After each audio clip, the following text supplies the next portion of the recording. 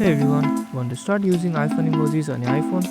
I'll show you how to enable the emoji keyboard in just a few quick steps. Let's dive in.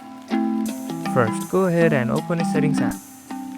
Next, scroll down and tap on general. Then tap on keyboard. This is where you can manage your keyboard settings. Now tap on keyboards, then add new keyboard and select emoji from the list. And that's it. The emoji keyboard is now added to a device. To use the new emojis, just open the Messages app or any app that uses the keyboard. Tap the smiley face on your keyboard.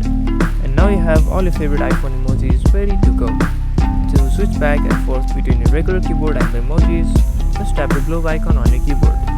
And there you go. Now you can use all the awesome iPhone emojis on your iPhone. If this video helped, hit the like button and subscribe for more iPhone tips. See you in the next one and thank you for watching.